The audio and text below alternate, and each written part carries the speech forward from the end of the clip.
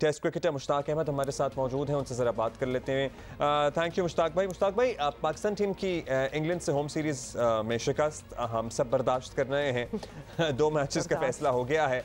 क्या हम ग्राउंड पर मैच हारे हैं या फिर मैच से पहले हिकमत अमली, टीम सिलेक्शन और एक रिवायती माइंडसेट की वजह से हम शिकस्त का सामना कर रहे हैं सीरीज़ में?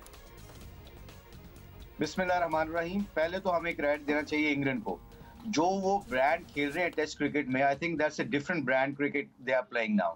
सो आई थिंक उनको क्रेडिट देना चाहिए। पहली बात तो उन्होंने आते ही जैसे पिंडी जैसी पिच के ऊपर आके इतना दिलेराना फैसला किया और डिक्लेरेशन जो थी वो बड़ी इंपॉर्टेंट थी।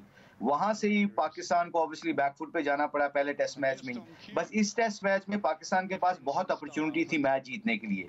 ऐसे फेजेस आए थे कि पाकिस्तान को मैच जीतना चाहिए था, but the end of the day देखा जाए तो आई थिंक कुछ चीजें ऐसी हैं, जैसे जो रूट है जब वो बॉलिंग कर रहे थे वो रेगुलर बॉलर नहीं है, तो आई थिंक जो रूट को हम अटैक कर सकते थे ताकि उनको अपने मेन बॉलर्स को वापस लेके आना पड़ता। मेन बॉलर्स को वापस लेके आते तो हमें और कॉन्फिडेंस मिलना था। सो आई थिंक थोड़ी सी पॉलिसी उनकी तगड़ी थी, स्ट्रॉन्ग खेले हैं वो क्रिकेट, तो they deserve to win this series basically. अच्छा, बहुत सी एक फर्स्ट जो हमने इधर देखा है तो उसके बारे में भी बात हो जाए कि मुल्तान मैच में पाकिस्तान के लिए सबसे बड़े स्टार बनकर निकले हैं अबरार अहमद। अभी हम उनका एक साउंड बाइट भी सुन रहे थे। बड़े कॉन्फिडेंट हैं और बड़ा उनका प्ले तो खैर कमाल का है। तो एक रिवायती अंदाज के स्पिनर ही लगे, लेकिन इंग्लिश बैटर्स उन्हें समझ ही नहीं पाए। और आपको पता है कि वो एलिमेंट ऑफ सरप्राइज जो होता है वो हमेशा वर्क्स इन आवर फेवर। तो क्या ख़ास बात आपको नज़र आई है अबरार की परफॉर्मेंस में? किस तरह आपको लगा है कि ही हैड एन एज? जी, he is a very mystery spinner. Basically जो फिंगर स्पिनर होते हैं, जैसे मैंडिस था श्रीलंका का, जब वो आए थे तो उन्होंने भी एकदम हलचल मचा दी थी। इंडियन बैट्समैनों को उन्होंने 7-7 विकेटें, 8-8 विकेटें ली थी एक इनिंग्स में। तो अभी अबरार को वो जानते नहीं इतना, उनकी वो ऑब्वियसली उनकी मिस्ट्री को नहीं जानते, तो वो एक उनके लिए मुश्किल टाइम था। मगर उन्होंने सबसे अच्छा काम जो किया, even they actually got, Abrar ने विकेटें तो ली हैं मगर उन्होंने फिर भी अटैक किया उसके ऊपर। उन्होंने अपना ब्रांड चेंज नहीं किया, वो डिफेंसिव अप्रोच से नहीं गए। आई थिंक वो अबरार ने 7 विकेटें ली मगर उन्होंने 100 से रन ज्यादा दिए। इसका मतलब था कि they were not scared of getting out. So I think ये क्रेडिट भी उनको जाता है। मगर इब्रार ने बहुत अच्छी बॉलिंग की है, उनको क्रेडिट देना चाहिए।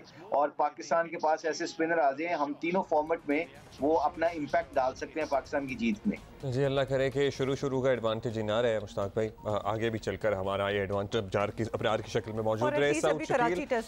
अबरार, वकास और अब्दुल्ला शफीक जैसे लड़के बता रहे हैं कि अभी भी विनिंग कॉम्बिनेशन बन सकता है और अगर ना बना तो हम एक फ्रेमवर्क पे ज़रूर गौर कर सकते हैं। क्या आपको लगता है यही लड़के जो अभी हमारे पास अवेलेबल लॉट है, कराची में एक बेहतर रिजल्ट की उम्मीद रखें हम? जी बिल्कुल बिल्कुल बिल्कुल। आपको टेस्ट मैच में अगर आखिरी टेस्ट मैच भी जीत जाते हैं तो इसका कॉन्फिडेंस लेवल न्यूजीलैंड की सीरीज पे बड़ा इम्पैक्ट डालेगा। और आई थिंक तो पाकिस्तान के पास यंग जैसे सऊद शकील हैं, अमाम बहुत अच्छा खेले हैं, अबरार आ गए हैं, तो हमारे पास यंग लड़के आ रहे हैं जो परफॉर्म कर रहे हैं, प्रेशर वाली सिचुएशन में परफॉर्म कर रहे हैं। तो आई थिंक ये बड़े अच्छे पॉजिटिव साइन है। अगर पाकिस्तान कुछ चीज़ों में थोड़ा सा पीछे गया है मगर कुछ चीज़ें यंग लड़के आके वो एक्सप्रेस कर रहे हैं अपने टैलेंट को, अपनी परफॉर्मेंस कर रहे हैं। और अंडर प्रेशर जो लड़के परफॉर्मेंस करते हैं इंटरनेशनल लेवल के ऊपर, उनके कैरियर बड़े लंबे होते हैं। तो I think Pakistan sitting on good position about youngsters, जो उनके नए लड़के हैं पाकिस्तान से खेल रहे हैं, जैसे सऊद शकील हैं, आपका इब्रार आ गया है। तो I think they are performing well and hopefully if they continue play like this, इंशाल्लाह पाकिस्तान के पास चांस है कि न्यूजीलैंड से वो इंग्लैंड से वो जीत सकते हैं कराची में। जीत सकते हैं इंशाल्लाह होपफुली कराची में। अच्छा, बहुत बहुत शुक्रिया। बात कर रहे थे मुश्ताक अहमद साहब, लेकिन एक होता है ना, हम बहुत ज़्यादा एक प्रेशर डाल देते हैं और इतनी उम्मीदें लगा देते हैं कि अगला ऑब्वियसली नहीं उतर सकता उन उम्मीदों पे और फिर बेचारे का काम भी नहीं बनता। तो अब हम पाकिस्तानी टीम के साथ माना कि 2 हार चुके हैं टेस्ट, लेकिन 3rd पे अब आपको ये डर है कि जी वाइट वॉश ना हो भी जाए तो क्या है, हम तो सीरीज़ वैसे ही मतलब हार गए हैं।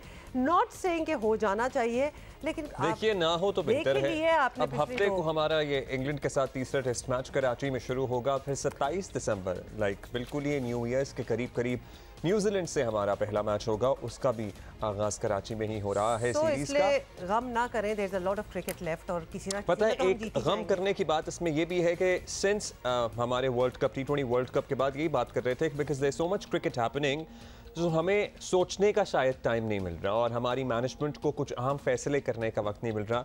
लेकिन लेट्स होप कि PSL वाला जो टाइम होगा उसमें प्रॉब्ली PCB देखे कि क्या किया है और क्या कर सकते हैं और क्या खोया है और क्या पाया है। और अच्छा, तीसरे जीतने का आप जो टेस्ट की बात कर रहे थे, हाँ ये हो सकता है कि अगर हम उससे जीतें तो हमारा एक वो लेवल ऑफ कॉन्फिडेंस जो है वो जरा बढ़ जाए और एक अच्छे माइंडसेट के साथ हम न्यूजीलैंड वाली सीरीज